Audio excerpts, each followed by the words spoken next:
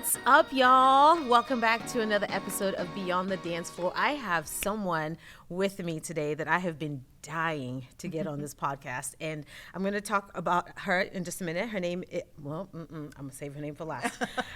She's a pastor, she's a speaker, a producer, a wife, a mother, and a mentor. She has been traveling the country for over 21 years, utilizing her testimony, and it is powerful. I've heard it a couple of times, and let me tell you, every time, it's like a different time. And unique illustrated sermons to see an awakening of the heart to all who desire change. Y'all, hold on. Her powerful testimony and passionate delivery not only transforms, but delivers a change that is permanent and life-changing. I'm going to stop there because let me tell y'all something. I need you to just meet her so we can talk. Y'all, give it up for Miss Michelle Brogan. Oh my gosh! If you're not yelling right now, you need to be yelling. And if you know Michelle, there you go. I need a clap button. Michelle, I love you so much. You guys don't understand. Like there are a lot of.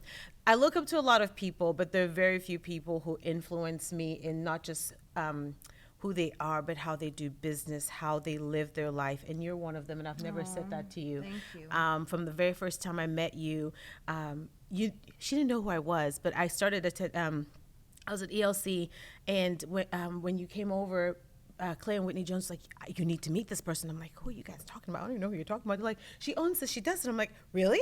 Okay. She dances and I don't know her. Great, awesome, I want to meet her. And then I remember that. I ran to you after service and they introduced us, and right off the bat, she's like, hey, come check out my convention. I'm going, you don't know me, and you just invited me to your convention, a free pass to just come hang out and be with you and see what you guys do. And I still have those pictures and notes in my phone because I remember leaving that convention feeling like, oh my God, like this actually exists. I did not know that you can love Jesus so much, be completely sold out for God and the kingdom, and do dance. Like I'd never seen that before. And it was so inspiring. And then I cried and she prayed for me and I was like, oh my gosh.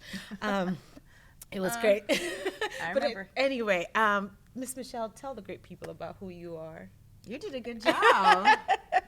Listen, I do love Jesus. I love the performing arts. I feel very called to it. I have a husband. I have been married. Oh my goodness, I think we're going on 24 years. Let's go. Jesus, tell him. 24 years. I have a 17 and a 19-year-old. And she two don't boys. even look it. They are creatives. One's a dancer. One's a singer. About to go to Nashville, write his first album. Like, wow, crazy, amazing. Let's stuff. go. So I'm loving what Jesus is doing in our lives in this season, and we're seeing a lot of fruit right now, and sometimes things take a minute, but now we're starting to see things pop up out of the ground and see some trees start growing. So, and what I love about Michelle when she says that, I want to touch on that, is she does not stop sowing.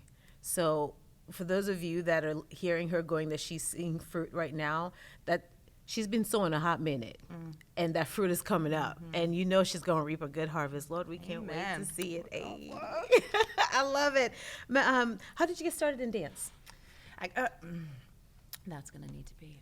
I got started in dance when I was 4 years old. My mom put me in dance. You know, I think a lot of moms are like, okay, here's a girl. Let's put her in dance. Let's try this out. Okay. Something I fell in love with at a very early age, just in some studio in St. Petersburg, Florida. Oh, come on, Florida. And I have been doing, I'm so much older now, so of course dance has changed in my life of like what I'm doing and how I'm doing it. But it was something I loved. I took a year off when I was 16 and realized this is what I want to do for the rest of my life. That little pause helped me to fall back in love with it, and it's how I started and how this whole journey began.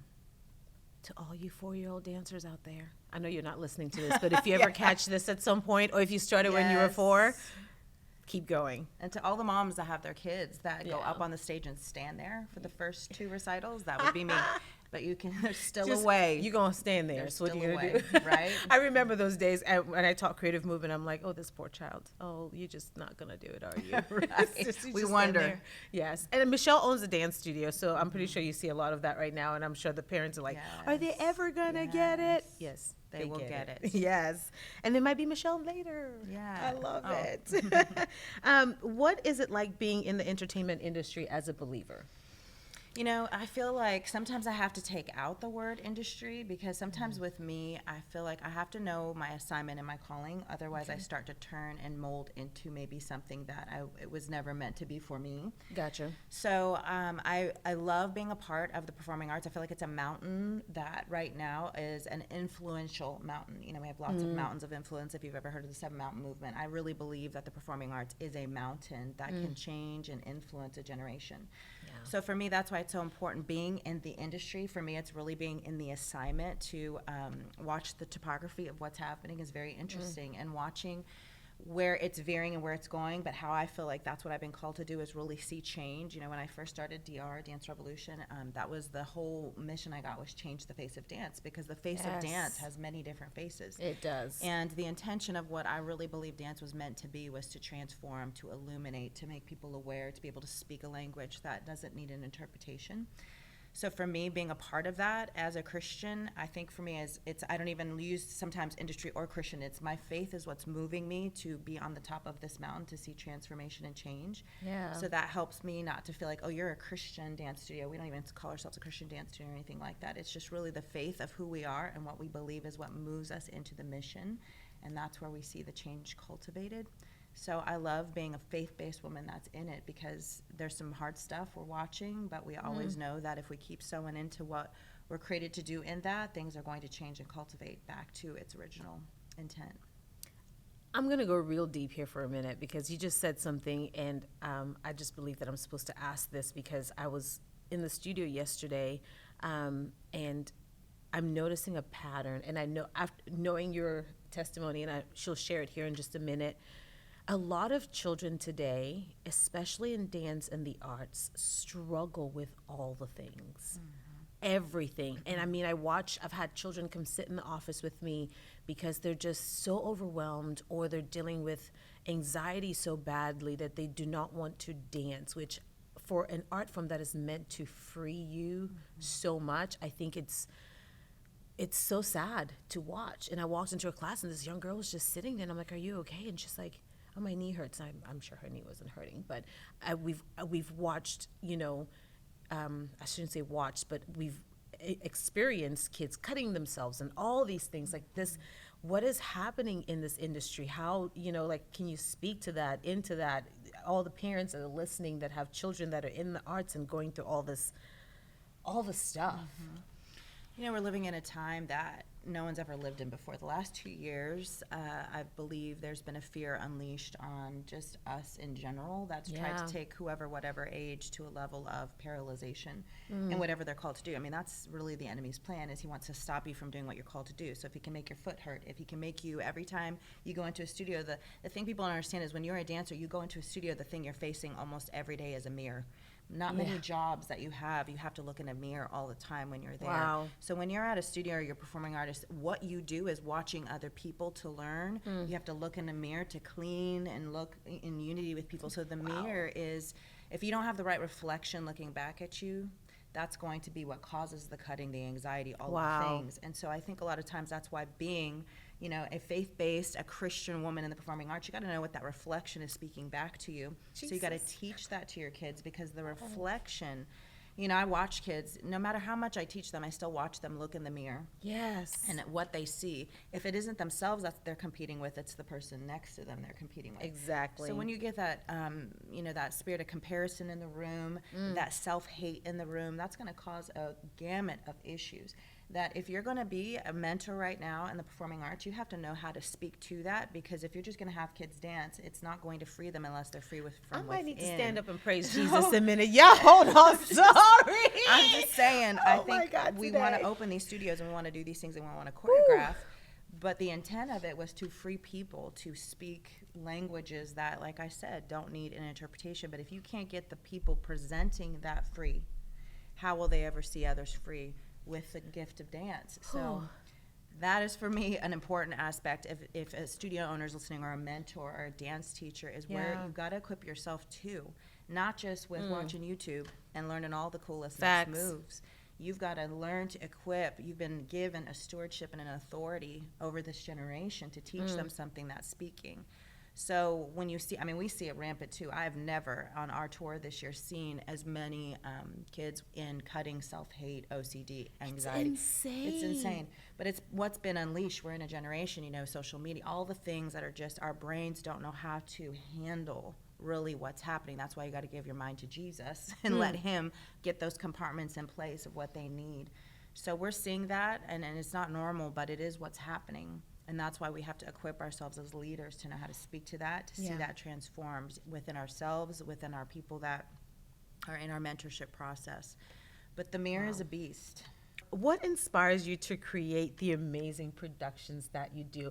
And I will say this now, but I will remember and remind myself to share the links if they're still available. Go watch some of her productions. Y'all, costuming be on point. I know she said, she has a good budget now, but let me tell you something. And I know that, and if you've ever been in production and you see hers, you'll think she maybe has a budget of probably $100,000 or more. But like she said, it's not that, but she makes it look like that. It's so good. Oh, what inspires you to do that?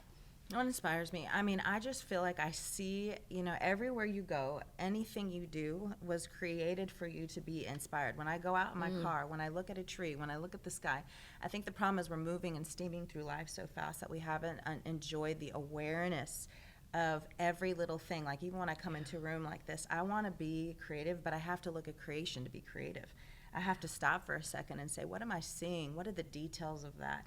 I've created a whole production off of a chandelier in a hotel ballroom once because just stopped and I laid on the ballroom floor and I looked at the intricacy. Wow. And then from that, for me, everything we do reflects on who created us.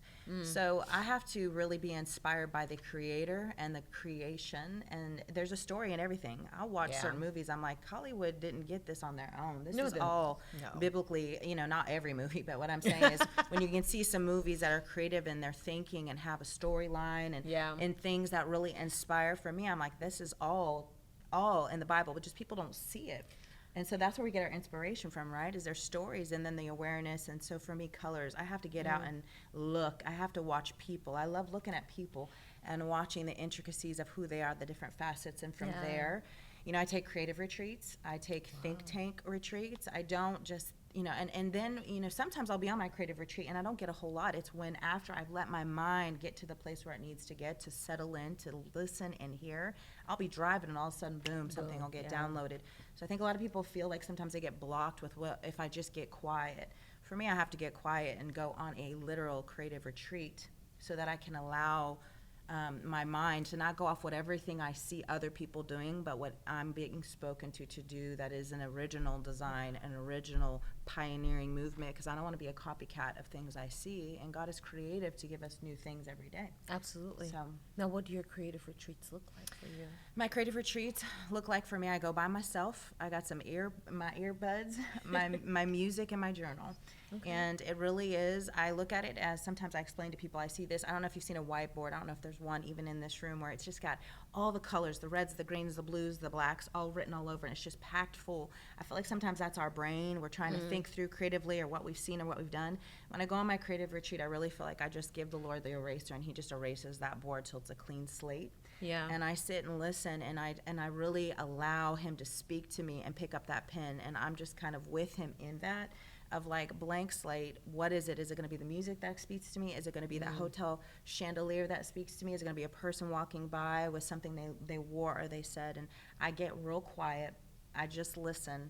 I watch and I'm aware, and then I listen to some of my favorite music, which is usually some kind of epic instrumental movie scores, and I allow the Lord to speak to me like that, and I don't talk to a lot of people, and I don't bring anybody with me, and it's just this kind of think tank with him, and we go. Love that. So through that, I acquired so many different mental illnesses that just really came on me very strong. And I was living I was dancing. I was actually went to Star Search with Ed McMahon. Like, there were so many things that were I didn't know that. that we went to New York, and so I was thriving. And though I was really in a dark place, the enemy had a foothold to really begin to start paralyzing me and stopping me in my tracks, till I was labeled schizophrenic, agoraphobic, OCD, all the things. I didn't leave my house for 6 months. I didn't dance anymore. It was the darkest place you can get when you love something, and then you're backed in a corner where you can't do it anymore. And, I tried to take my life one night. It was a very, all the things we're seeing in this generation was, I felt like I carried all of that in a period of time where I was seeing things, I was hallucinating, I was hearing voices. I mean, it was just the darkest cave you can get in until, the Lord is so gracious in moments where, when we really are in a desperate place is where he can really find us. And it's too long of a story to tell, but really in a journey of activating my faith. A lot of people are like, oh, you just snapped your fingers and came out of your house. No, it was activating to walk through the fear I was feeling, to activating to do things that I was very uncomfortable doing and still getting setbacks every day, that I was finally able to see the light outside my house again. I was finally able to drive around my neighborhood again. I mean, things that we take for granted every day took me 2 weeks at a time to even take one more step out of my house. But through the realization of, there was a plan. And if you're watching, there is a plan, no matter what the circumstances, no matter what the dark place is, no matter what we feel, circumstances don't dictate destiny. And when destiny gets in motion and we can live our lives according to who we're called to be and who's called us to be, those are the things that set me in motion. That took a journey of healing. Some things left me quick. I had the mouth of a sailor. I could praise God with one thing, and then, the other side of my mouth was curses and hurls and gossip at people. I smoked my whole, I started smoking literally. My grandma gave me a cigarette at 9 years old. Wow. I was smoking constantly, and as a dancer, I just shook the table. As a dancer, that was something that was just, some of you too, that was a part of life of even if you have some eating disorders or things, it was just things in me that some things dropped off immediately and some things took some time because God wanted to uproot things so that I wouldn't have to go back and circle around that mountain again. So I was afraid to fly. I was afraid to get on elevators. I mean, I was afraid. Loud noises. I didn't hear fireworks completely till I was almost 22 years old because I couldn't hear loud noises. And there was just some phobia, some weird stuff that the enemy just silenced my voice and silenced me until finally I had a breakthrough. And that breakthrough took me partnering with God and activating that. And to this day, that's all I do is fly. I have to be on stages with the microphone. I hated publicly speaking. I almost didn't get married because I didn't want to say I do. We were going to elope because I didn't want to say I do. I was so afraid to publicly speak. So a lot of you are dealing with fear, and some of the very things you fear are the very things you're called to do and called to be. Yeah. And that's going to take a knowing who created you to do it and an activation to partner with him in that. So there's so much more to the testimony, but that's, just a really, I think sometimes people just need to hear, you think you see people if they have success or they're a boss lady or whatever, that it was like, we developed into that. What develops most people is the pit. What develops most people is the cave, the desert. And so I think a lot of people want to avoid those things, but that's where you get developed and you get some thick skin and a soft heart to be able to lead and do the things you're called to do. I started a dance studio because I'm passionate. I started this because I'm passionate. Well, just because you're passionate, one day that passion isn't going to be there when everybody's against you. When you get an email that tears apart your character, you got to know the why of what you do. And I think a lot of people just think that's a simple thing, but the why is so important because I do believe when the Lord calls us to something, he doesn't want to duplicate what everybody's doing. So I see people going on other people's websites, copying things. It's like an imitation is a limitation. So you've got to understand that you've got to know your why. Otherwise, you start looking at everybody else's why and trying to configure it to yours. Yeah. Then it's the when. I do believe people have we have a spirit of entrepreneurship and all that. I've had that since I was a kid. I mean, since I was a kid, I was creating productions on my stuffed animals. I was selling tickets to the family, the neighbors. But I wasn't supposed to start when I was 8. I wasn't supposed to start when I was 16 in that, starting my dark place. I wasn't supposed to start when I was in my agoraphobia. There's the win is important. And the win, don't let fear hold you back, money and all the things, but the win is important too because most people sit on that vision for years and years waiting for when this happens or when I get this. I started DR with no money, no people, no experience, no nothing. If I would have waited till when I have more experience or when I meet more people of faith or when, I had to say yes, and then that's where the faith kicks in. And a lot of us that's it for me is what is it, why are you doing it, and when are you going to put your feet to the fire and do it? And you better be consistent because listen, my husband probably more than anybody knows, like I've quit my job several times. I've quit my job in the bathroom when I'm getting ready in the morning. I'm like, Lord, here's the pink slip. This is my 2-week notice. And those are feelings. But when you have consistency and you know the assignment and the mission, you're able to work through the feelings and work through the hurt and work through the sleepless nights and know that when you're called to do it, that you got to see it through till you know it's over. And it isn't over. So many people think it's over just because it gets a little weird or it gets a little hard or whatever. Yeah. And so entrepreneurship takes a major consistency. Wow. Mm-hmm.